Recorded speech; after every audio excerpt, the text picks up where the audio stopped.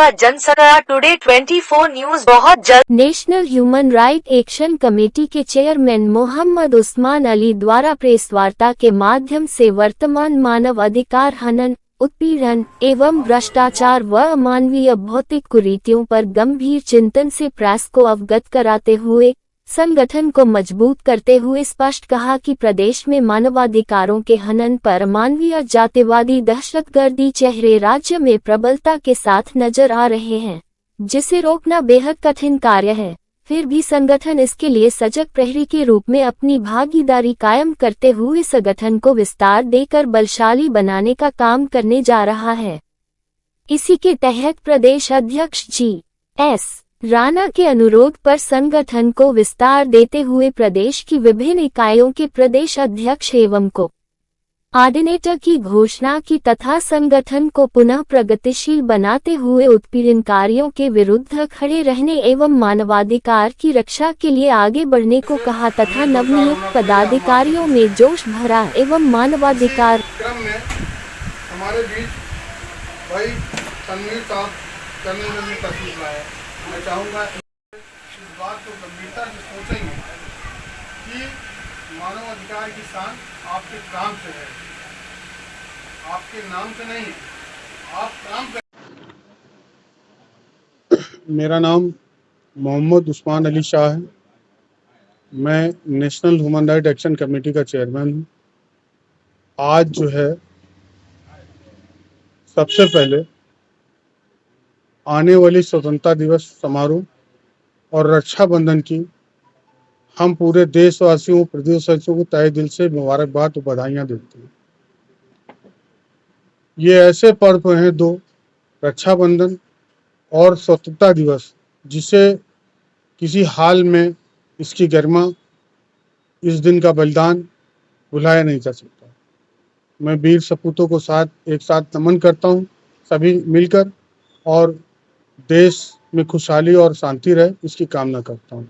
इसके बाद आप सब्जेक्ट पर बात कर सकते हैं। प्रेस वार्ता हमने बुलाई थी वर्तमान परिस्थितियों को देखकर, और उसी में जो ये चल रहा है पूरे देश में प्रदेश में, मैंने आज पढ़ा कि एक व्यापारी के लड़के को एटा में थानेदार ने बुलाया और उसका इंसल्ट किया, उसके संग बेइज्जती की, उसको मारा। और जब इस बाबत किसी व्यापारी नेता ने बात की तो व्यापारी नेता के साथ भी उसने फ़ोन पर गाली गलौज की। मतलब थानेदार स्तर के जो सम्मानजनक पद होते हैं, जिनको स्टेशन इंचार्ज कहा जाता है, अगर वो लोग इस तरह की घटिया हरकत करेंगे तो देश में क्या संदेश जाएगा। सोचने वाली बात यह है कि सुरक्षा का संपूर्ण दायित्व उनके कंधों पर है, उनके कंधों पर स्टार बढ़ते जा रहे हैं, तो उसकी गरिमा समझें।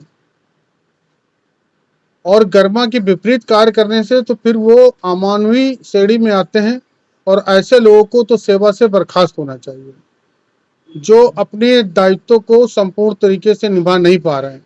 और आम जनता यानी आम नागरिक की संपूर्ण जिम्मेदारी का दायित्व थाना परिसर और थाना सीमा के लोग और थाने की जिम्मेदारी होती है। अगर उस क्षेत्र में क्राइम भी होता है उसकी जवाबदेही भी उनकी है, और अगर कोई अच्छा काम होता है उसके लिए भी सराहा जा सकता है। लेकिन जो स्थितियां हैं, मानव अधिकारों का उत्पीड़न करके, उनकी हत्या करके, उनकी धज्जियां उड़ाकर, उनका मजाक उड़ा करके प्रदेश चलाया जा रहा है, और दूसरी तरफ ये कहा जाता है कि प्रदेश बहुत अच्छा चल रहा है, लॉ एंड ऑर्डर मेंटेन है। हम सरकार की मंशा की विपरीत बात नहीं कर रहे, लेकिन सरकार की मंशा को जो लोग धाता बता रहे हैं वो लोग बचने नहीं चाहिए। अगर मेरी आवाज़ वहां तक पहुंच रही है तो लोग बचने नहीं चाहिए जो सरकार की साख पर बट्टा लगाने का काम करते हैं। ये संगठन उनकी निंदा करता है और उनका विरोध भी करता है। अगर वो ऐसा करते हैं तो हम अपने संगठन के माध्यम से, अपनी ताकत के माध्यम से उनको जवाब देने का काम करेंगे।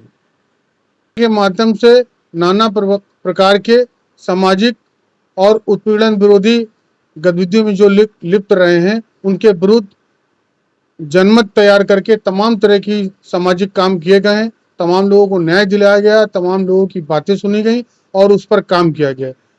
संगठन पिछले 14 सालों से लगातार इस क्षेत्र में सक्रिय है और निरंतर सेवा भाव से निःशुल्क व्यवस्था समाज में न्याय स्थापित करने की कोशिश कर रहा है। समय पूरे प्रदेश में बढ़ रहा है और जल्द ही ये संगठन जो है प्रदेश के कई मंडलों और जनपद में अपनी अहम भूमिका निभाएगा और उसके लिए संगठन की चेयरमैन की हैसियत से और प्रदेश अध्यक्षों के साथ मिलकर हम इसकी ताकत बढ़ाने का काम कर रहे हैं। तो ये घटते बढ़ते रहते हैं, कुछ लोगों को सीधी बात समझ में आती है, उनका वेलकम रहता है, जिनको नहीं समझ में आता है वो अलग बात है, लेकिन हम अपना काम कर रहे हैं। काम तो मेहनत से हो रहा है, चाहे बॉर्डर का काम हो और चाहे आंतरिक सुरक्षा का काम हो। अगर बॉर्डर में भी जरूरत पड़ेगी तब भी संगठन काम करेगा और देश की आंतरिक सुरक्षा का मामला आएगा तब भी मानवाधिकार को मजबूत करने के लिए, जनता के न्याय के लिए, जनता की सुरक्षा के लिए किसी भी हद तक जाने को तैयार है। उनको पगड़ी पहना के माला पहनाया गया है, जिनको अभी नया प्रभार दिया गया है, जिसमें कि नवनियुक्त प्रदेश अध्यक्ष हैं अर्पित सिंह जी जो हमारे साथ बैठे हैं। इनको मानवाधिकार युवा मोर्चा का प्रदेश अध्यक्ष नियुक्त किया गया है। दूसरी तरफ हमारे मोहम्मद वसीम एडवोकेट हैं जिनको जो है अल्पसंख्यक का प्रदेश अध्यक्ष बनाया गया है। इसके बाद उसके बगल में जो बैठे हैं मोहम्मद इरशाद अहमद साहब, ये जो है उद्योग व्यापार मंडल का इनको प्रदेश का अध्यक्ष बनाया गया है। उसके बगल में लघु उद्योग व्यापार मंडल के जो अध्यक्ष हैं हाजी मोहम्मद सिद्दीक साहब, उनको नियुक्त किया गया है। इसके बाद हमारे साथ डॉक्टर प्रतिमा हैं जो महिला सुरक्षा के लिए उनको बनाया गया है और युवा जो नगर अध्यक्ष हैं सिमी खन्ना, उनको महिला नगर अध्यक्ष बनाया गया है। ऐसे बहुत सारे लोगों को जिम्मेदारी दी गई, उसमें परम जी और अन्य लोग भी शामिल हैं।